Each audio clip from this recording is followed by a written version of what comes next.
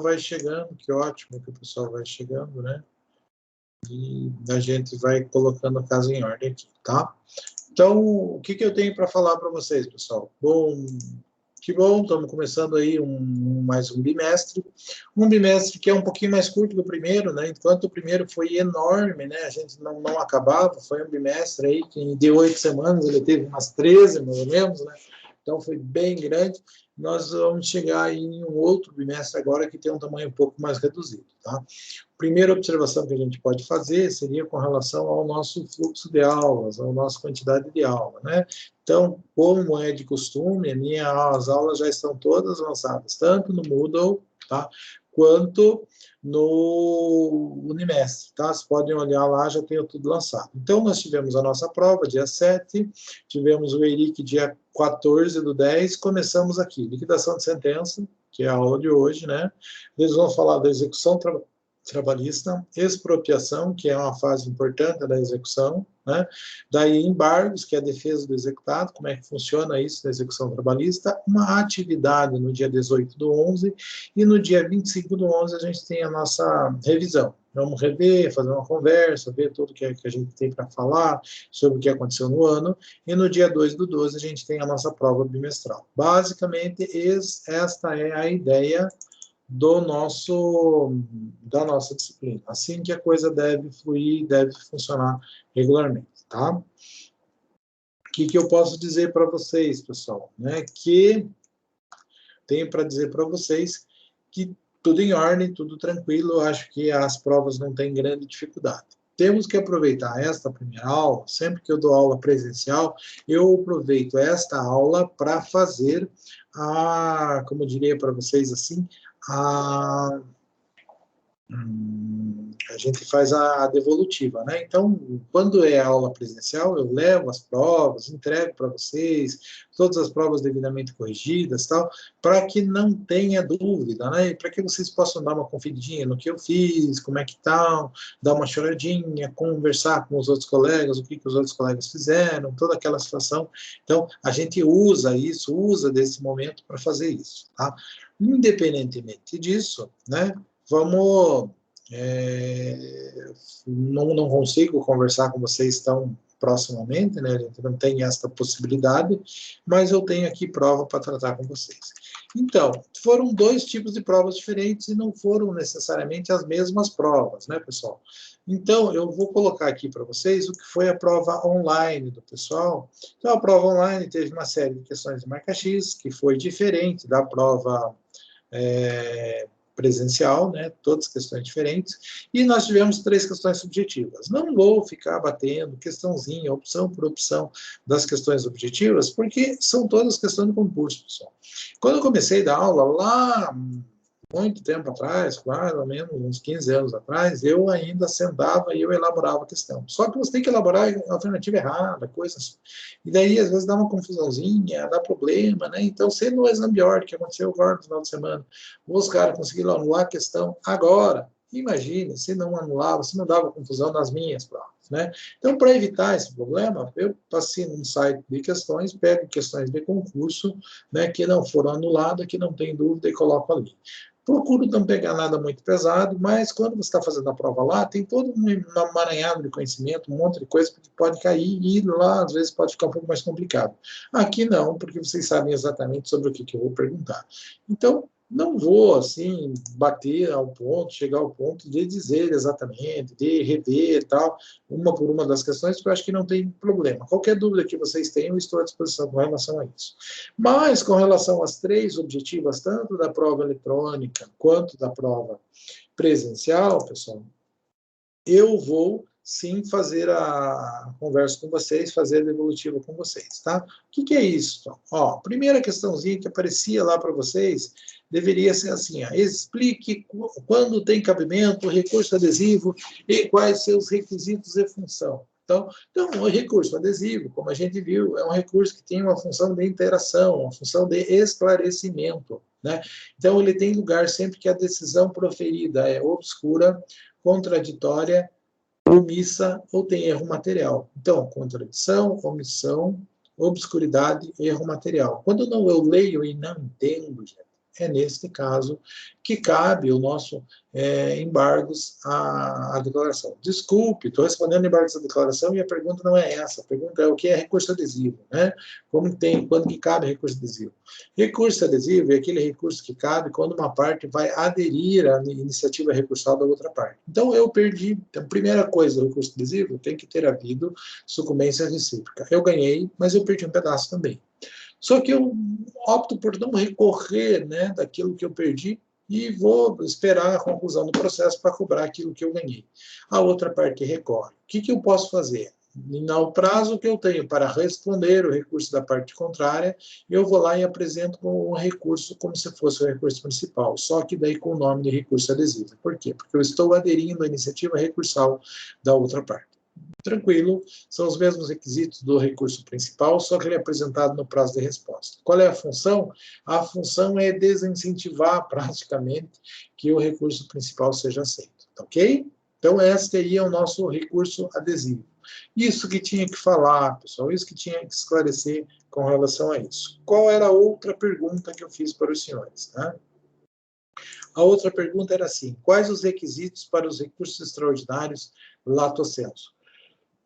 Gente, a gente falou bastante sobre isso, a gente tem aí, para recursos ordinários, no modo geral, a gente sabe que os recursos têm que ser tempestivos e preparados, tem que ser no prazo e pagar as taxas, as custas, os depósitos recursais que precisam, né? Eventualmente, alguma outra coisa além ainda tem que ser feita. Então, tempestividade, preparo, vamos dizer, para um recurso ordinário tem que ter o depósito, para um recurso de revista tem que ter o depósito, e assim por diante, tá? Então, isso são os requisitos dos recursos ordinários. Já os recursos extraordinários, lato sensu, né, que no nosso caso seria o recurso extraordinário e o recurso de revista, né, a gente tem que, primeiro, ter cumprido todos os requisitos ordinários, tem que ser tempestivo, tem que ser preparado, tem que fazer o depósito recursal, que seria o nosso outro requisito, né? Então, mas esses são os comuns. Os especiais, os requisitos específicos deles é o quê? Primeiro, esgotar todas as vias recursais ordinárias. Então, se cabe um recurso qualquer, um embargo da declaração, qualquer coisa eu tenho que utilizar. Então, esgotar todas as vias recursais ordinárias. Segundo, decisão de única e última instância. Então, não pode ser uma decisão simples, uma decisão de um juiz qualquer. Então, eu tenho que ir até a última instância e recorrer da última instância. Beleza? Não rediscuto matéria de fato, só discuto a interpretação da lei. Então, não discuto prova, tá? Não discuto valoração de prova, não discuto fato, só discuto direito. Serve o recurso, então, especificamente para verificar, para destacar como que deve ser a interpretação da lei, tá, pessoal? Então, eu vou usar ele para dizer como que tem que ser, como que funciona a interpretação da lei. Ponto. Então, não visa rediscutir matéria de fato. Tranquilo. 4, pessoal, causas decididas, tá? Tem que ser tudo já ter sido pré-questionado, tá? Eu tenho que já ter tido essa discussão em algum momento, tá? Então, são esses 4 requisitos que eu cobrei de vocês: esgotamento de vias recursais ordinárias, decisão de única e última instância, não visa rediscutir matéria de fato e causa já decidida que já tenha sido devidamente pré-questionada. Tudo bem? Estas são as perguntas, os requisitos que respondiam a essa pergunta. Terceira questão da prova eletrônica, pessoal, que é, né, a terceira questão da prova eletrônica é: qual a função do recurso de agravo na Justiça do Trabalho? A função do recurso de agravo na Justiça do Trabalho é desbloquear algum recurso que não foi aceito.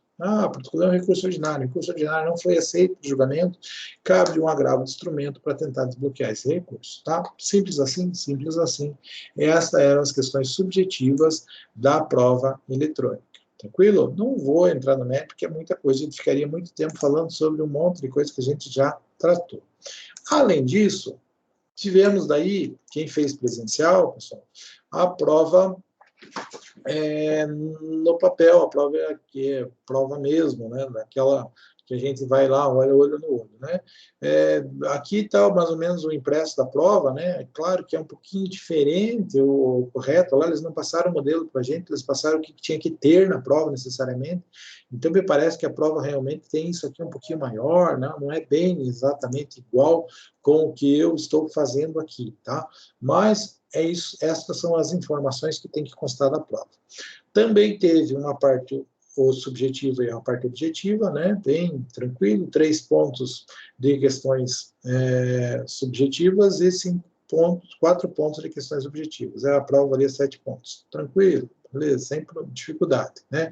Explique o princípio da dialeticidade no sistema recursal trabalhista. Gente, tese, antitese, síntese, né? Isso é o sistema dialético. Então, recurso contra razões e decisão. É isso que eu precisava dizer, tá? Sempre vai ter que existir uma argumentação, uma contra-argumentação e uma resolução disso. Basicamente, qualquer coisa que fosse colocado que desse a entender a essa situação, tese, antitese e síntese, eu escolheria como correto. Não fui muito rígido, vou ser sincero que com o pessoal que fez a prova real, no papel na minha frente lá, com eu fiscalizando, eu fui um pouquinho mais camarada, pessoal, eu fui menos rígido, né? Porque o pessoal está desacostumado, eles estavam extremamente preocupados com essa prova, então eu fui bem mais tranquilo, bem mais leve na correção dessa prova. Não que eu tenha judiado dos outros, não que eu tenha exigido nada demais de ninguém, né? Mas eu levei em consideração muita coisa desse pessoal que está aqui, tá? Segunda pergunta subjetiva, o que eu coloquei? Qual a hipótese de cabimento dos embargos à declaração? Isso que eu estava respondendo lá naquela outra prova, né? Então, as hipóteses de cabimento dos embargos à declaração cabe embargo à declaração sempre que a decisão for omissa, contraditória, omissão, contradição e obscuridade. Ou ainda erro material. Uma dessas condições, para ter um esclarecimento, para ter uma interação com a decisão, cabe o nosso recurso de embargos à declaração. Então, eu vou mudar, vou pedir que a declaração seja melhorada, seja esclarecida. Tranquilo? Então, são embargos à declaração. Os requisitos dos recursos extraordinários, gente, eu acabei de falar porque foi uma pergunta que eu perguntei nas duas provas, então não vou responder novamente a mesma coisa que está lá. Vejam, prova simples, minhas provas são sempre desse jeito, pessoal, algumas questõezinhas subjetivas, né, para a gente ter uma diferenciação no valor, e algumas questões objetivas para a gente distribuir a nota, digamos assim, para ficar mais fácil a correção. Vocês também têm um certo gosto por esse tipo de questão. Então, foi feito desse jeito, é desta forma com que eu imaginava que a prova deveria ser aplicada, deveria ser feita. Tranquilo? Não tem muita dificuldade, tá? Sempre minhas provas seguem essa ideia. Dá 2, 3, 4 questões aqui, 5 questões aqui e algumas questões aqui. Aqui para um volume maior de nota, e aqui uma que onde você vai ver realmente como é que o aluno está indo, ver se ele sabe escrever, né? E onde você tem a chance de tratar de uma forma diferenciada, verificar um desempenho, alguma coisa assim, ou ter um alerta de alguma dificuldade um pouco maior. Então, as provas são sempre desse jeito. Sempre que tem prova comigo, na primeira aula após a prova, eu venho com todas as provas corrigidas quando eu não corrijo a prova dentro da sala de aula enquanto vocês estão fazendo a prova. É comum fazer prova comigo, terminar a prova, eu sento aí na minha frente, vou corrigir a prova na tua frente, você tirou essa nota. Neste momento, a gente não discute nada, mas eu gosto de fazer isso. Tranquilo? Então, isso foi a prova. Que bom, pessoal, que nós já temos aí 16 alunos, né? Isso já é uma quantidade relativamente significativa de alunos, perto do número que não é muito grande de alunos que a gente tem na sala. Peço desculpa, realmente, ao pessoal que é lá de Jaguaraíva, eu não estava sabendo que ia ter aula assim, não sei por que motivo, já deu um monte de confusão aí com relação a isso, porque tem dia que o Jefferson dá uma aula inteira, não dá, né? Faz um monte de confusão no meu horário aí, eu não sei por quê, né, pessoal, mas eu não estava sabendo que tinha que ir para lá, falei com o Jefferson ontem, ele falou que ele não foi dar aula lá, então, que deu aula daqui, então ninguém me falou que eu tinha que ir para lá. Não sabia que tinha dia que era e tinha dia que não era. Isso ninguém me contou, ninguém me explicou com relação a isso e espero uma posição da coordenação com relação a isso. Beleza? Bom, feitas essas observações, vamos dizer que nós temos algumas coisas, algum conteúdo novo para tratar. E peço, sim, não é porque não tem motivo para vocês não falarem. Pessoal, conversem, digam, expliquem, estou entendendo, não estou entendendo, está indo bem, não está indo bem. Conversem comigo, por favor, pessoal, eu preciso, assim, de vocês para ter um feedback do que está acontecendo, como é que estão indo as coisas, né? Vocês vejam, eu fui em Jaguariúna na prova depois de 1 ano e 7 meses, que eu não pisava aí, e às vezes vocês estão mais próximos que eu daí, por mais que façam aí mais de 15 anos que eu trabalho na instituição, às vezes aí por conta de toda essa situação eu me sinto um pouco de fora e fico triste que é o que aconteceu hoje, de ter gente indo para a instituição para ter aula, sendo que eu não estou lá, né? Beleza? Então vamos lá. Dando sequência, então, pessoal, a gente entra na fase de execução. E falando de fase de execução, a gente tem que ter algo antes da fase de execução, né? Então, a gente vai ter o quê? Cumprimento de sentença, né? Cumprimento de sentença, a gente vai entrar na execução, a gente vai cumprir aquela decisão que foi proferida pelo juiz. Tratando-se de justiça do trabalho, vai terminar o processo de conhecimento, ou seja, onde eu vou conhecer qual é o direito daquele funcionário, aquele trabalhador, no caso concreto, e vou exigir do seu empregador o pagamento disso, ok? Então, eu vou cobrar esse valor, vou exigir isso. Nós temos aí um conceito básico que a gente tem que deixar claro agora. Existe cumprimento de sentença ou execução, que nós vamos considerar provisória, e nós vamos ter aquela execução ou cumprimento de sentença definitiva. O que muda? Qual é a diferença entre uma execução provisória e uma definitiva? Ou um cumprimento de sentença provisória e definitiva? Muda o título, pessoal. Sempre que eu estou falando de execução, eu preciso de um título, um documento, algo que sirva especificamente para comprovar, né, para mostrar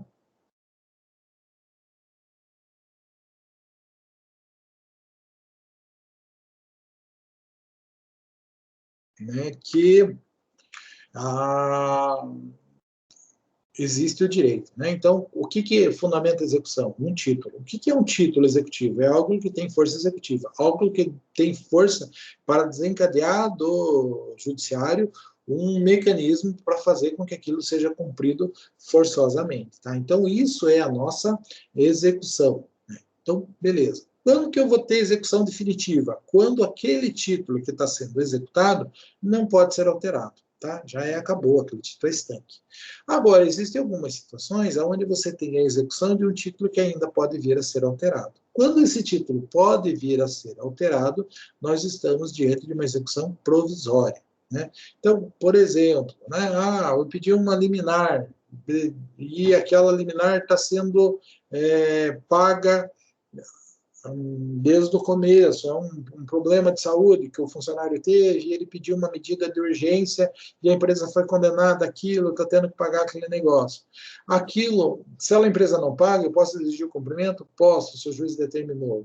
Vai pagar aquilo, mas aquilo é provisório. Por quê? Porque quando vinha a sentença, quando tiver um recurso dessa decisão, essa decisão pode ser alterada. Logo, ela é provisória. Então, eu digo que eu estou diante de execuções definitivas quando o título não pode mais ser alterado. E estou diante de execução provisória quando o título pode vir a ser alterado. Tá? Coisas simples, assim, conceitos simples que a gente tem que usar, mas que, na verdade, cabe muito mais lá ao processo de execução dentro do processo civil. Porque aqui, dentro do processo do trabalho, para nós é um pouquinho mais simples essa situação. Beleza? Beleza. Basicamente, vamos dizer assim, o recurso de revista ele não tem efeito suspensivo. O que é efeito suspensivo, pessoal? Lembrem de efeitos. Nós temos efeito devolutivo e temos efeito suspensivo, né? Temos vários efeitos. Nós estudamos os efeitos dos recursos. O que é o efeito suspensivo? Quando o recurso é dotado de efeito suspensivo, ele paralisa o processo. Paralisa o processo, então não pode executar. Quando você entra com recurso de revista para chegar a Brasília, por exemplo, o recurso de revista não é dotado de efeito suspensivo. Ou seja, você pode estar com o recurso lá e o sujeito aqui não é obrigado a deixar de executar você. Então, pode estar correndo o recurso de revista lá e correndo a execução aqui no primeiro grau de jurisdição. Pode. Que execução é essa? É uma execução provisória, porque aquela decisão que está sendo executada, que está sendo exigido o cumprimento, ela, né, está sendo feito isso em caráter provisório. Este conceitinho simples de provisório e definitivo que eu quero que vocês aprendam neste momento. Tranquilo? Bom, aprendeu a diferença entre conceito de execução provisória e definitiva, pessoal? A gente vai para uma outra coisinha, né? Então, nós vamos falar de liquidação de sentença. Gente, quando a gente vai tratar de processo de execução, né, eu digo para vocês assim, a liquidação no processo civil é meio que uma exceção à regra. Por quê? Porque você não tem que fazer de tudo para não precisar da liquidação de sentença. Tá? Como que você faz para não precisar da liquidação de sentença? Você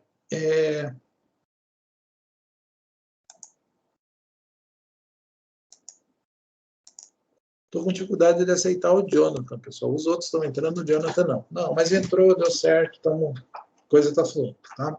Então, o que é a liquidação? Imagine que, por algum motivo, o juiz foi obrigado a dar uma decisão e essa decisão não diz exatamente qual é o direito que o sujeito tem.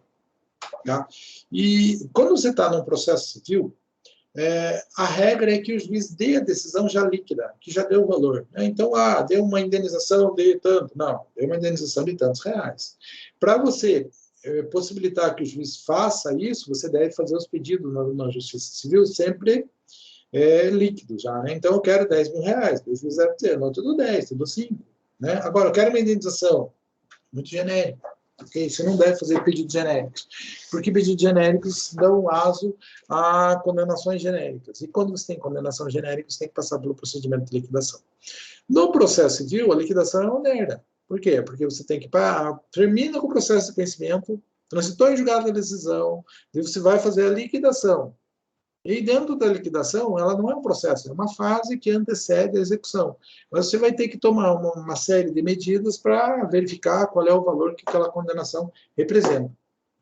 E isso pode demorar, pode ter... Né? Então, como isso pode demorar, pode ser complexo, lá na Justiça Civil a gente diz, só em último caso, dar possibilidades a condenações genéricas, porque elas não são bem-vindas, elas atrapalham com o processo, elas demoram com o processo, não são coisas legais. Tá, pessoal? Então, o que a gente faz? Lá a gente faz pedido certo para evitar a liquidação. Mas elas podem acontecer. Nossa, professor, Diga. Sobre isso que você está falando, eu fiquei em dúvida esses dias no fórum, porque eu peguei um processo no civil justamente sobre isso, liquidação de sentença, e eu fiquei bem boiando, que a gente acho que não teve essa parte ainda.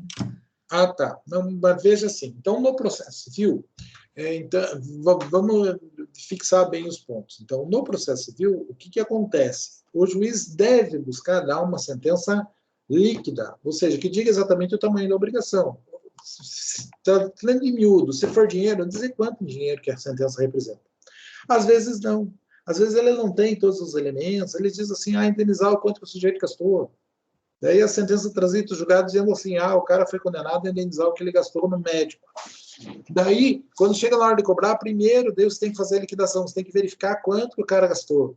E daí você pode entrar toda aquela necessidade de contraditório, complica de novo o processo. Tá? E o ideal é que a sentença já saia liquidando isso. Então, no cível, o ideal, né, o dever, a coisa ideal é que não tenhamos que passar por processo de liquidação.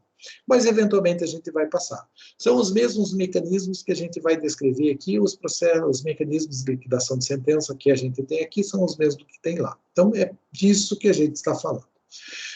No entanto, pessoal, aqui no processo do trabalho, basicamente não tem como a gente fugir a essa regra. Por quê? Porque é muito complicado as verbas, as coisas que o juiz do trabalho condena. Né? Porque quando você vai, por exemplo, fazer um pedido de hora extra, você vai dizer lá, eu fazia 1 hora extra por dia. Né? Só na sexta-feira, que nós saía antes, tal, não sei o quê. Daí o juiz vai ter que dizer assim, na segunda, na terça, na quarta, ele fazia 1 hora extra, tal, a mais, durante tanto tempo, não sei o quê.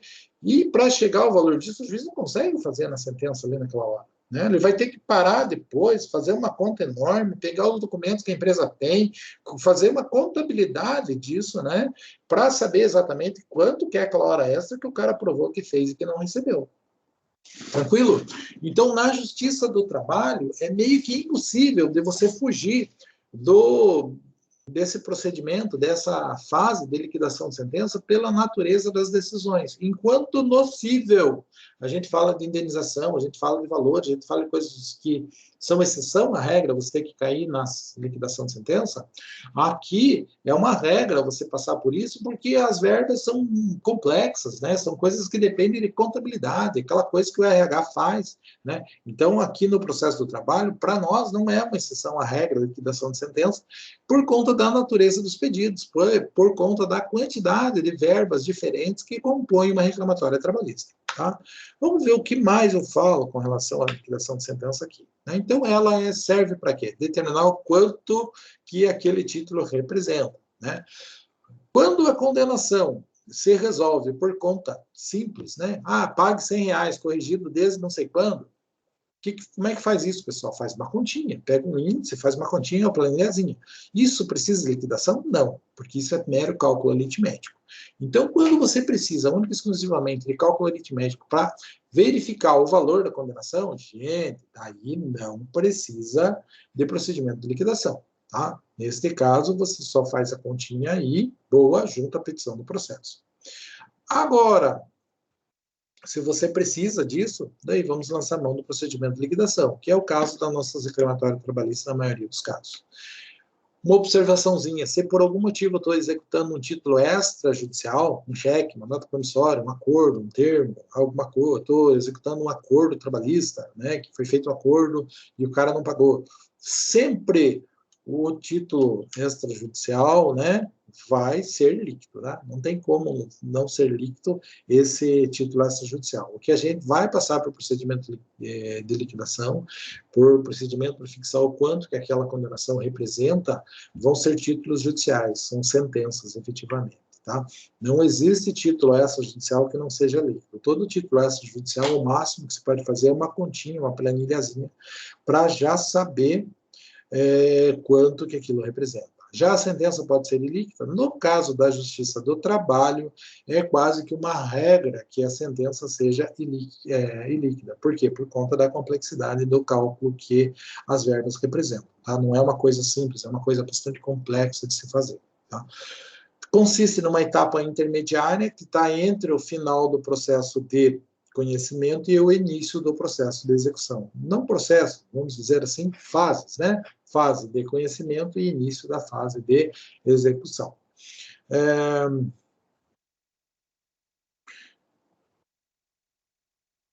Sempre assim, pessoal. A sentença penal condenatória é uma coisa lá da ação ex delito, mas não é tanto nosso aqui, é muito mais questão civil, vocês veem lá, pessoal. Se eu tiver a oportunidade de tratar desse assunto com vocês, vai ser ótimo, senão paciência, tá?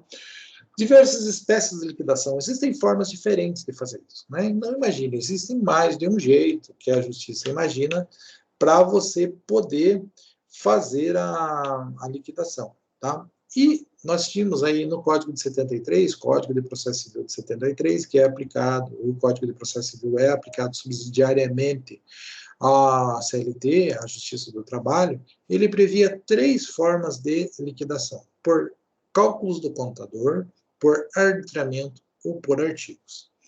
Gente, hoje em dia, no Código de 2015, a gente só tem arbitramento e procedimento comum. O que uma coisa tem a ver com a outra? Primeiro, pessoal, primeiro negocinho que está colocado aqui, por cálculos do contador. Não existem mais.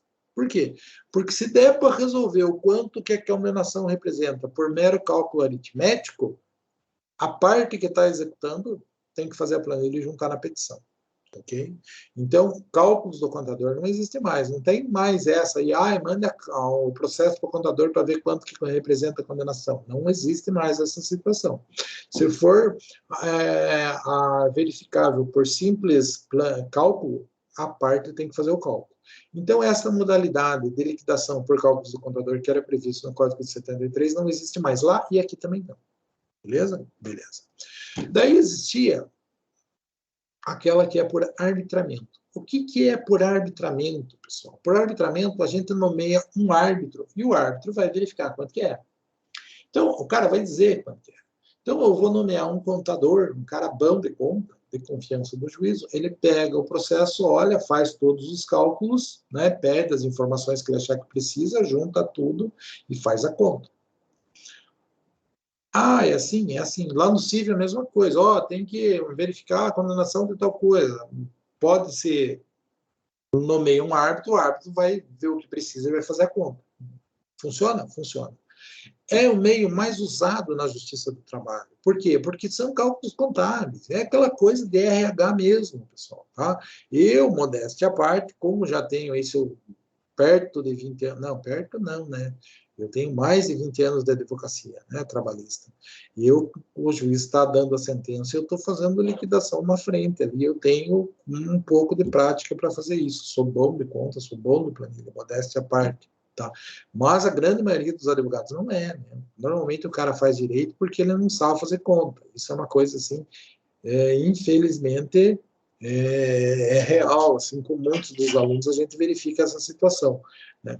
Então, tem muita gente que tem dificuldade com relação a isso. Logo, né, e aliando a isso toda a complexidade que os cálculos de uma combinação trabalhista representam, né? Hora extra, não sei aonde, verificar isso, diferença de salário, abater o que já foi pago, o que não foi. Então, os cálculos de uma reclamatória trabalhista são bastante complexos, né? Então, verificar o valor da combinação é complexo. Pela complexidade e para evitar a discussão, para evitar aquela dialeticidade que nós colocamos na questão da prova, que é uma parte que tem que ficar argumentando com a outra, o juiz nomeia um cara bom de conta, de confiança dele, o cara faz a conta. As partes, se não conseguirem impugnar aquele negócio, a contento, o juiz homologa, beleza, está feita a liquidação do processo. Tá? Então, ou a liquidação por arbitramento, por um árbitro nomeado, por um técnico de confiança do juízo que faz esse negócio, é uma das melhores formas, pessoal, é uma das formas mais eficientes que nós temos, tanto lá na Justiça Comum quanto na Justiça do Trabalho, e mais utilizado na Justiça do Trabalho por conta da complexidade dos cálculos. Beleza, então hoje nós temos dois meios, né? Cálculo do contador não existe mais, porque a planilhazinha quem junta é a própria parte. Daí nós temos arbitramento, que é quando o juiz nomeia uma pessoa para fazer a conta e juntar no processo. E as partes se manifestam sobre a conta juntada. E o outro procedimento, o segundo procedimento que ainda existe, seria o procedimento comum, que é a mesma coisa que a liquidação por artigos prevista no Código de 73, só mudou o nome. Tá? Então, o Código de 73 chamava de liquidação por artigos, nós chamamos de liquidação por procedimento comum. O que é isso, pessoal? Normalmente ela vai ter lugar quando você precisa provar coisa nova. Né? Que é aquela coisa, puxa vida, prove o quanto que gastou, o que foi, daí vai te intimar para juntar o documento, para fazer isso, para fazer aquilo, para ficar discutindo. Então, por procedimento comum, é porque ela segue a mesma lógica do procedimento comum lá do processo de conhecimento. Praticamente, você instala um novo processo de conhecimento para ver o valor da condenação. Tá? No processo civil, dependendo de alguns casos, isso acontece com bastante frequência. Na Justiça do Trabalho, situações extremamente esporádicas, mas é possível também, é aplicável à Justiça do Trabalho, a liquidação por procedimento comum. Todo mundo corre dela, por quê? Porque ela pode demorar ao mesmo tempo que o processo normal, que uma reclamatória pode levar, só o procedimento de liquidação pelo procedimento comum também pode levar. Então, imaginando que a gente trabalha com o processo contra o tempo, contra a demora, tentando fazer a coisa o mais justa e mais rápida possível, pessoal. Então, eu digo para vocês que o pior dos mundos é você cair no procedimento de liquidação comum, porque demora muito, porque tem necessidade contraditória, que tem todos aqueles problemas que a gente já sabe da morosidade da justiça. Tranquilo? Beleza? Então, vamos dar sequência. Ver se está certo aqui.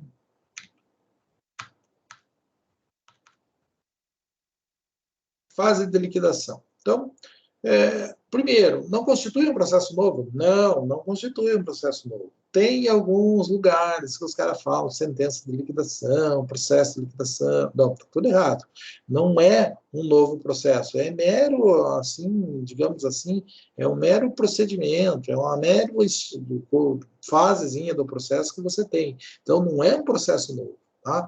O processo, hoje em dia, ele é sincrético, ele é único. Né? Hoje nós vivemos um processo monista, né? Um processo só, que ele começa com a petição do processo de conhecimento e se encerra com a execução. E neste meio do caminho, nós vamos ter a fase de conhecimento, a fase de liquidação, se necessária for, e a fase de execução, se necessário for. Tá? Então, nós não temos, assim, processos quebrados, né? Antigamente, a gente tinha isso, mas é aquela história que eu já contei para vocês, do processo humanista, dualista, que vem lá da ideia de Roma, onde a gente tinha duas autoridades distintas, uma que tinha a função de dizer qual era o direito, e a outra que tinha a função de tornar o direito efetivo na vida do sujeito. Como lá precisaram duas autoridades distintas, e você precisava de dois processos, o processo era dualista lá, dois processos. Nós viemos assim, no nosso processo civil, até 2005, quando foi feita a reforma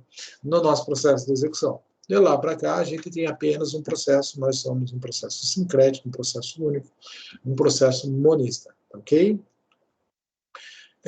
A fase de liquidação, o devedor não é citado, pessoal. Né? Quem que o advogado é intimado para acompanhar isso. Tá? O advogado deve acompanhar e fazer todas as verificações que se fizerem necessárias. Não vou entrar no mérito da sentença penal ou sentença arbitral aqui, pessoal, porque ela consta, mas é quando a gente vai tratar disso, quando estiver falando de execução civil. Então, podemos deixar isso por fora. Então, a parte é intimada pessoalmente para participar do processo de liquidação? Não. Quem é intimado é o advogado, tá? O representante dela que está no processo. Se não tiver representante no processo, daí sim, a parte pode ser intimada. Temos que lembrar que na Justiça do Trabalho, a parte tem capacidade postulatória. É possível que tanto o reclamante quanto o reclamado estejam atuando na Justiça sozinhos, sem defesa técnica. Neste caso, sim, daí vai ter que ser intimado pessoalmente a parte para ser apresentada no processo. Legitimidade para liquidação, pessoal. Quem tem legitimidade para isso? Qualquer um, tanto o credor que quer receber, quanto o devedor. Por que que eu digo que ambos têm? Porque à medida que o credor quer receber e ele tem legitimidade para mover o processo de liquidação, o devedor também. Por quê? Porque ele tem interesse de se livrar da conta o mais rápido possível. Então, todo mundo tem legitimidade, não é só um. No processo do trabalho, pessoal, normalmente o próprio juiz movimenta isso. Tanto é que, normalmente, o meio de liquidação mais comum na Justiça do Trabalho é o por arbitramento, é nomear uma pessoa para esta pessoa fazer a conta. Para resolver desse jeito, pessoal, a forma mais eficiente, o juiz nomeia alguém de confiança dele. Então, ele nem fala muito com as partes. Ele falou, estou nomeando fulano de tal para fazer o cálculo da liquidação do processo. Tranquilo? Natureza da liquidação, pessoal, tá? É uma decisão interlocutória, uma decisão que está no meio do processo, não é sentença. Vocês vão encontrar doutrina antiga, vão encontrar advogado velho que está inspirando o ar que é nosso, em vez de se aposentar, né, pessoal, que vão falar a sentença de liquidação, mas isso não existe. Isso é uma decisão interlocutória do processo, né? Por quê? Porque o processo evoluiu. Obviamente que não é uma sentença, né? Até porque sentença é aquilo que põe fim no processo. E a decisão de liquidação não põe fim, ela só resolve um negocinho. Então, por mais que até a CLT mencione sentença de liquidação, está errado, ok?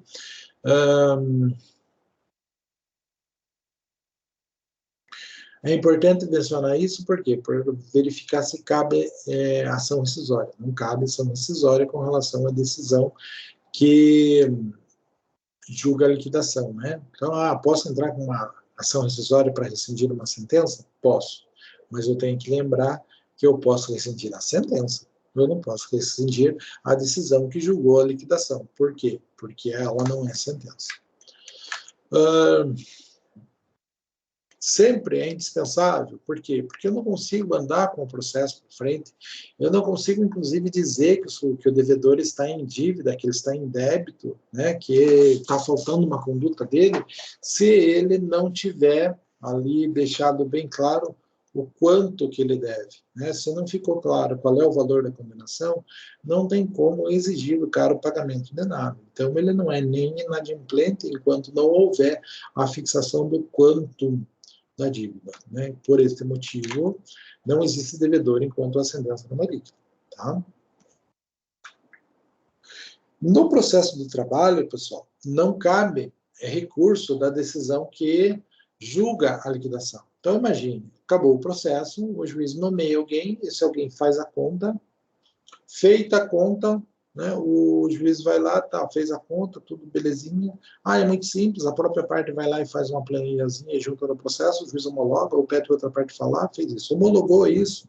Ah, não estou satisfeito, achei que bloqueou, fez um valor muito alto ou colocou muito baixo. Posso recorrer dessa decisão? Não de imediato, pessoal. Então, no processo do trabalho, não cabe recurso direto dessa decisão que julga a liquidação de sentença. Então, se o juiz apura um valor que eu não concordo, que eu acho que não é um valor justo, eu não posso fazer nada de imediato, ok? Eu tenho que aguardar.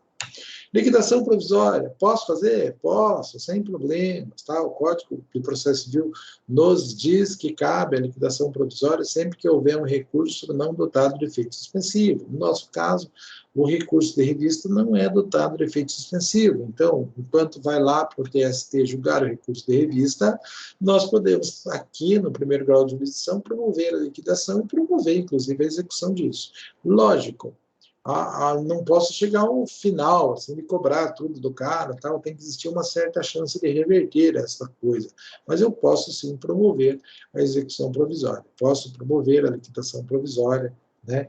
E sempre quando alguma coisa é feita provisoriamente, sempre quando eu opto de, em vez de esperar que o recurso seja julgado para que a decisão torne-se imutável, torne-se coisa julgada a material,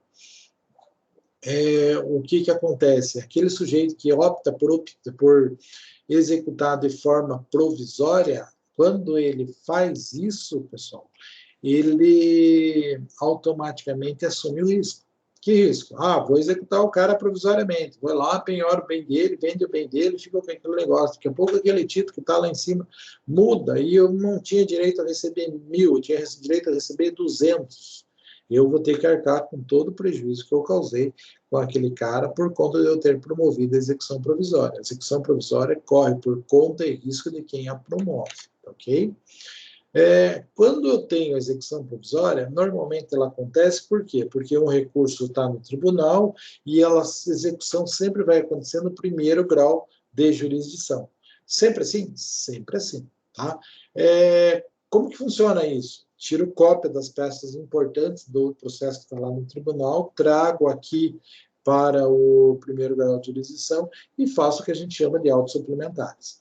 No passado, isso era um caos, né? Nossa, eu tenho que tirar cópia, eu vou ter que tirar cópia de tudo. Hoje não, né, pessoal? Por quê? Porque hoje é eletrônico. Hoje você baixa todos os arquivos lá, faz uma petição, junta a cópia integral do processo ali e está tudo beleza, todo mundo está feliz e o processo está instruído com tudo que precisa. Tá? Então, no passado, a gente sofria autos suplementares, carta de sentença. Hoje não. Hoje é tudo eletrônico. Hoje é coisa assim fácil, qualquer vadio faz. Tá? Tranquilo?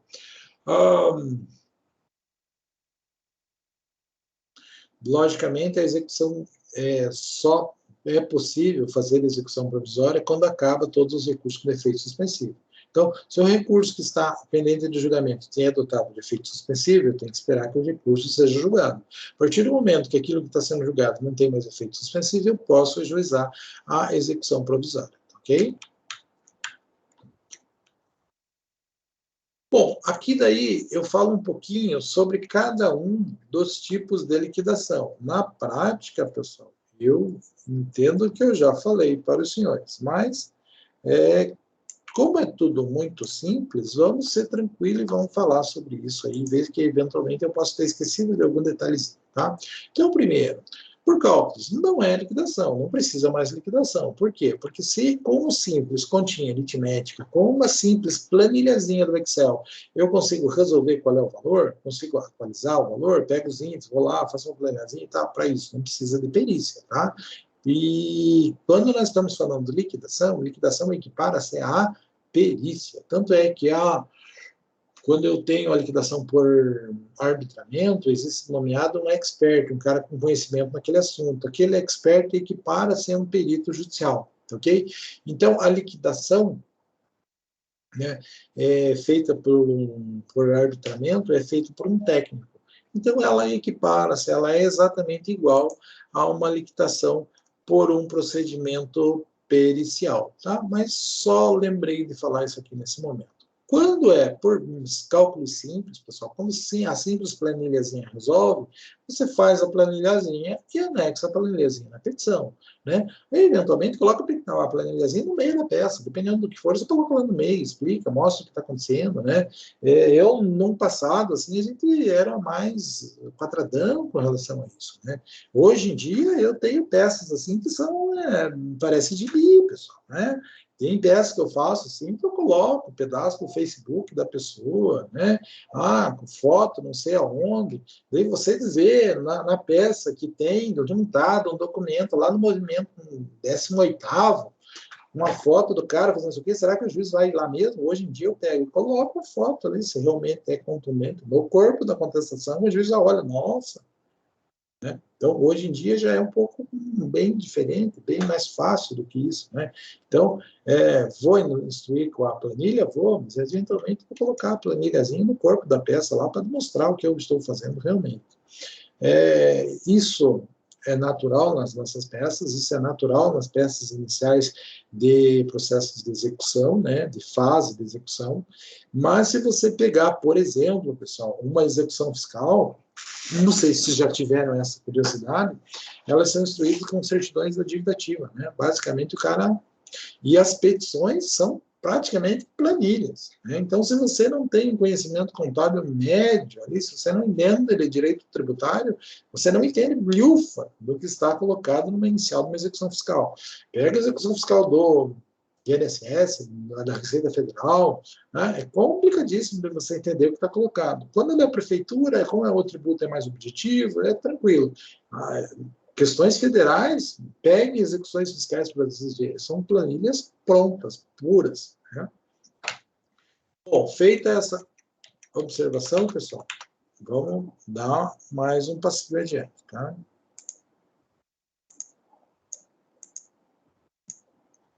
Liquidação por arbitramento, pessoal. Essa aqui é a nossa preferida, é a mais legal. Por quê? Porque você vai apurar tudo que você precisa por meio de um técnico, né? Você pega um técnico, equipara-se um perito e o cara vai ver o que precisa, junta as informações, pede para as partes o que ele achar que falta e o juiz dá um prazo para ele, ele vai lá e faz a conta, faz o laudo pericial dele. E o juiz dá um prazo para que as partes se manifestem com relação àquilo, se não tiver grandes argumentos, o juiz homologa aquilo.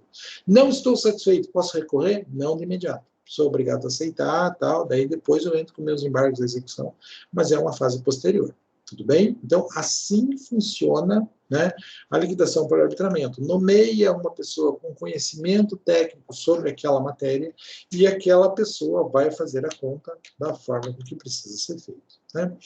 Por final, nós temos a nossa liquidação por artigos, que é a mesma coisa que a liquidação por procedimento comum. Na Justiça do Trabalho, muito incomum. Tá? Na Justiça Comum também é incomum, mas ela pode acontecer. Então, por quê? Porque ela é o pior dos mundos. Ela é a que mais demora, é a mais complicada, né? Eu vou usar ela só quando eu preciso de comprovação de fato novo, pessoal. Se eu precisar de comprovação de fato novo, eu vou utilizar a minha liquidação por procedimento comum, né? Sempre faço isso aproveitando tudo que tiver lá no processo de conhecimento comum, básico, né? E vão ser trocadas peças, argumentações durante o processo, dando margem sempre ao contraditório, que consiste, na verdade, aquela ideia dialética que a gente colocou, inclusive na prova. Tudo bem? Também é julgado ao final por meio de uma decisão interlocutória que determina o término da liquidação. Tá? A liquidação é julgada por decisão interlocutória. No entanto, tratando-se de justiça do trabalho, não cabe recurso direto, né? Não dá para, o juiz deu a decisão, homologou os cálculos, posso recorrer disso? Não posso, pessoal. Tá? O que pode ser feito? Iniciar a execução. Quando essa execução é garantida, ou seja, quando encontra um bem penhorável, é feita a penhora, o devedor é intimado da penhora feita, daí começa a contar o prazo de 5 dias para que sejam apresentados embargos à execução. Tá? Somente nesta situação, né, que nós vamos ter aí a possibilidade de discutir aquilo que está dentro da liquidação de sentença. Então, antes disso, não, pessoal. Tá? Então, eu não consigo recorrer da decisão que determinou quais são os valores devidos em determinado processo antes de ter uma garantia do juízo. Isso aqui é absolutamente diferente do que a gente tem no processo civil. Isso aqui só funciona assim, aqui, tá ok? Logo, dá para a gente dizer que existe uma leve tendência de alteração com relação a isso. Posso ter liquidação no curso do processo? Posso. Quando? Imagine que o juiz determinou uma multa, que o juiz determinou perdas e danos, alguma coisa que o processo ainda não terminou. Né? Ah, uma indenização, alguma coisa, uma medida urgente, uma indenização específica, o cara sofreu um acidente, precisa de um tratamento, o juiz determinou que a empresa tem que ajudar com o tratamento do cara e pagar uma prestação ali para o cara emergencial. Então, podemos ter alguma coisa que seja determinada, que seja exigível já no curso do processo? Na Justiça do Trabalho? Pode ter. Na Justiça do Trabalho não é tão comum, mas o juiz pode, sim, dar alguma decisão neste intuito, desta forma, decisão assim, mais emergencial, né? Uma tutela, antecipação de tutela? Pode? Pode. Tá? Não é tão comum. Claro que na justiça civil é bastante comum. Vamos imaginar, por exemplo, uma ação de alimentos, né? O juiz olha, tem a criança subentende que a criança precisa de alguma coisa para viver, já fixa uma pensão lá de 33% do salário mínimo, sem discutir nada, sem conhecer nada, sem conhecer ninguém. E isso já é executável, já é exigível. Isso acontece, por exemplo, na família. Né? No civil pode acontecer também, dependendo do tipo do processo que você tem, e no trabalho também. Imagina acidente de trabalho, o cara foi impossibilitado de trabalhar, não estava registrado, não tem INSS para receber, a empresa é responsável pelo acidente, vai ter que arcar com algum custo, com alguma coisa com relação ao cara. Então, é possível isso? Sim. Você tem que liquidar, você tem que ver o valor que aquilo representa, que também podemos fazer de forma incidental no processo. Obviamente, digo para os senhores que não é uma coisa tão comum da gente ver, mas é uma coisa que sim pode acontecer no processo do trabalho. Tranquilo, pessoal? Fácil, entendemos isso, né? E não é um assunto complicado, é um assunto, assim, de certa forma, fácil de entender. Quando a gente fala os primeiros 5 minutos com relação a isso, dá a impressão que a gente já falou tudo, né? E a gente passa ali mais 40 minutos, mais 50 minutos repetindo o mesmo assunto. Mas eu tenho que fazer isso, faz parte da minha função fazer isso, pessoal. Eu espero que vocês entendam, tá? Hoje está meio chato porque eu não sabia que o povo ia lá para assistir a aula lá, pessoal. Ninguém avisou que eu tinha que ir para Jaguariaíva hoje, tá? Por isso, peço desculpa. Vou ver aí o que a coordenação vai dizer que vai ter que ser feito na sequência, tá ok? Vou aproveitar, vou fazer chamada, tá, moçada? Só um pouquinho.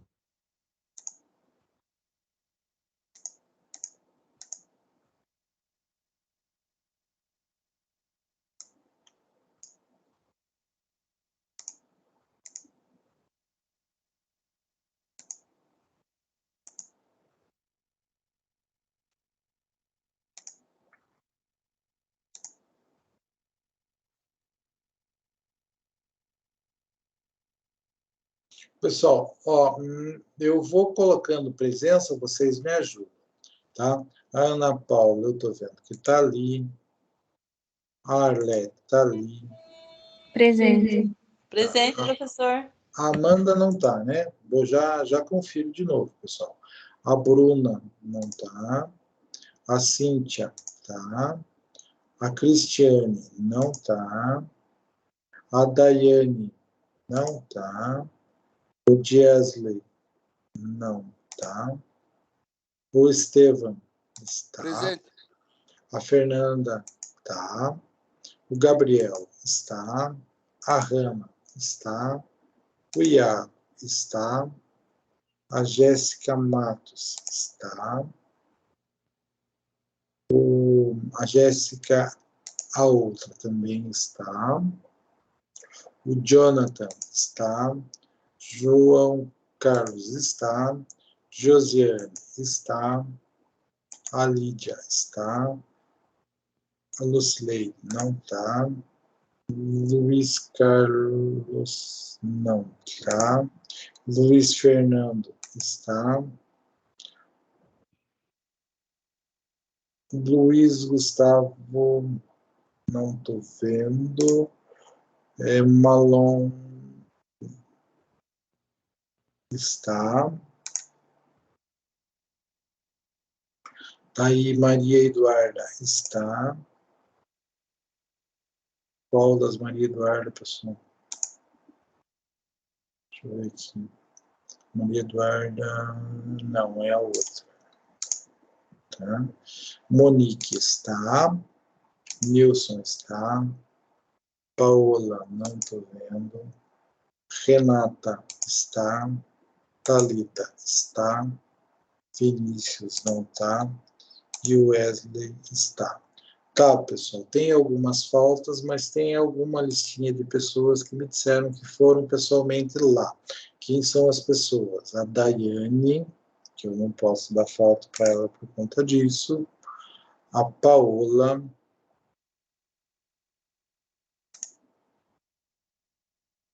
O Jesley.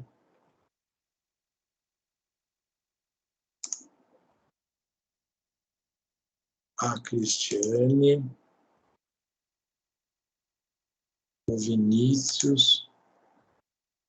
E o Malon, que apareceu aí depois. Então, realmente, Maria Eduardo Silveira, que eu não sei. O Luiz Gustavo de Matos, que eu não sei. Luiz Carlos Pedroso Júnior, também não vi ele. E a Lucileide, tá? Então, a Arlete, Professor, Bruna e... Diga. o Luiz Gustavo estava na aula. Estava? Ele estava na faculdade, desculpe. Tá, Luiz Gustavo. Então, beleza. Pessoal, esta é a situação, tá? Peço desculpa novamente, mas ninguém me falou que eu tinha que ir lá hoje. Tanto é que a outra turma, ninguém foi, dei aula normal, não sei que confusão fizeram, tá? Peço desculpa, se precisar, semana que vem eu tô aí, tá ok? Mas vamos conversando para ver aí, que eu não sei se eles vão mandar realmente eu ir, não sei qual é a situação, tá ok? Se precisar, obviamente que eu vou estar aí, não vai ter nenhuma dificuldade. Tranquilo? Basicamente é isso, pessoal. Eu termino aqui. Quem teve qualquer dificuldade, fica tudo gravado, exatamente o que foi falado, até a chamada que foi feita, e deixo à disposição para vocês lá no Moodle, tá, pessoal? Então, lá no Moodle vocês têm acesso completo a essa aulinha aí que a gente teve agora. Tranquilo? Posso encerrar, pessoal? Estão satisfeitos? Peço minhas desculpas aí. Eu estou bem a fim de voltar às aulas presenciais e não sabia disso, não tinha ido até aí. Tudo bem? Tranquilo, professor. Boa noite. Até Boa semana noite. que vem. Até semana que vem. Boa noite, professor. Valeu. Boa noite, professor. Tudo de bom.